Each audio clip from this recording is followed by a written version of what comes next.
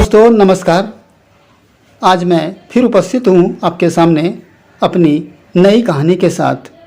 Please इन्हें पूरा सुने और आनंद लें। राजा दशरथ की मृत्यु के बाद का यह प्रसंग है जब महर्षि वशिष्ठ जी दुखी मन से भरत को समझाते हैं।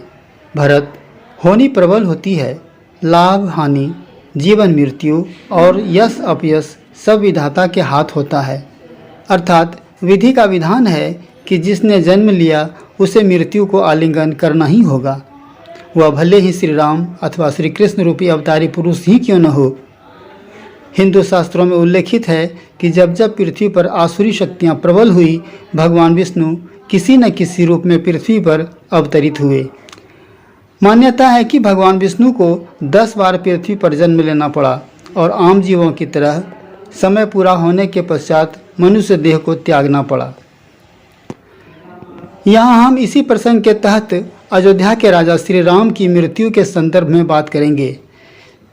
जब अपने अंतिम समय में वह बड़े अनोखे अंदाज में विष्णु धाम लौटे थे। विष्णु जी द्वारा श्री राम के रूप में लिया यह 10वां अवतार था।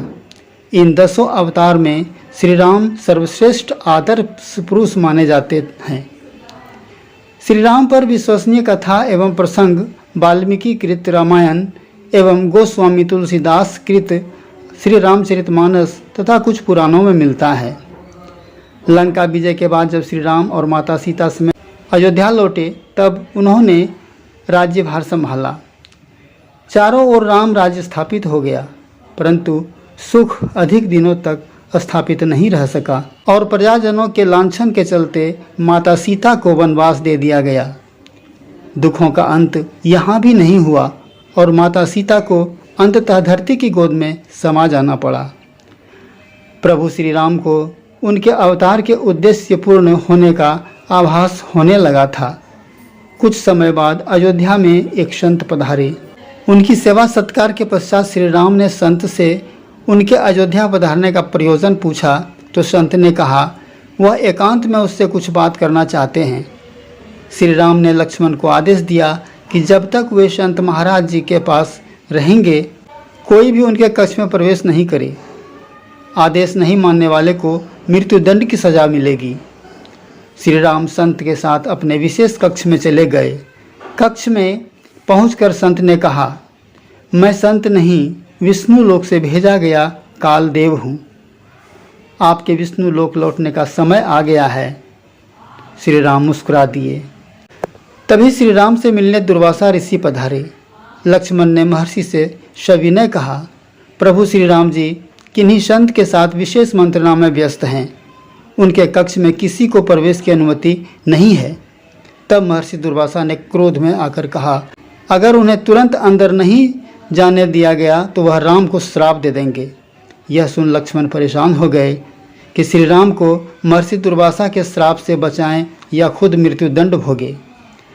अंततः भाई को बचाने के लिए उन्होंने खुद को मृत्युदंड का भागीदार बनाना स्वीकार कर कक्ष में चले गए। लक्ष्मण को कक्ष में देख श्री राम संकट में पड़ गए। अब न तो वह अपनी मर्यादा त्याग सकते थे, न ही लक्ष्मण को मृत्युदंड देने का साहस जुटा पा रहे थे। उन्होंने लक्ष्मण को मृत्युदंड के बजाय नगर छोड़ने का आदेश दिया। लक्ष्मण के लिए नगर छोड़ना मृत्युदंड से कम कष्टदेह नहीं था। उन्होंने बचपन से श्री राम जी का साथ नहीं छोड़ा था। अंततः वह सरयू नदी में प्रवेश कर गए। सरयू में प्रवेश करने के साथ ही लक्ष्मण शेषनाग में परिवर्तित होकर विष्णु लोक चले गए। लक्ष्मण के जाने से श्री राम भी दुखी हो गए। वह लक्ष्मण के बिना नहीं रह सकते थे। वह सारा राजपाट बच्चों को सौंपकर सरयू नदी के रास्ते विष्णु लोक पहुंच गए। अयोध्या वासियों ने समझा कि श्री राम और लक्ष्मण ने जल समाधि ले ली। अब प्रश्न उठता है कि श्री राम के साथ साया बनकर रहने वाले हनुमान इस समय कहाँ थे। दरअसल श्री राम जानते थे कि पृथ्वी लोक पर उसकी अवधि पूरी हो चुकी है। किसी भी समय उनका काल आ सकता था, लेकिन हनुमान के रहते काल श्री राम के पास फटक भी नहीं सकता था। एक दिन राज दरबार में श्री राम ने चुपके से अपनी अंगूठी फर्श की दरार में गिरा दिया और हनुमान से अंगूठी ढूंढ कर लाने का आदेश दिया। हनुमान जी ने फर्श की दरार में अंगूठी फंसी हुई देखा। उन्होंने अंगूठी निकालने के लिए अत्यंत लघु रूप धारण कर जमीन की दरार में पहुंच गए। तब उन्हें पता चला कि वह तो नागलोक में पहुंच गए हैं। नागलोक में नागों के राजा नागवासुकी ने जब हनुमान से अंगूठी के संदर्भ में सारी बातें सुनी तो वह उन्हें नागलोक में अंगूठियों से भरे एक विशाल पहाड़ के पास ले गए और कहा कि अपने श्री राम की अंगूठी तलाश ले। हनुमान ने जब पहली ही अंगूठी निकालकर वासुकी को दिखाते हुए कहा, यही है मेरे प्रभु की अंगूठी, तो वासुकी दंग रह गए।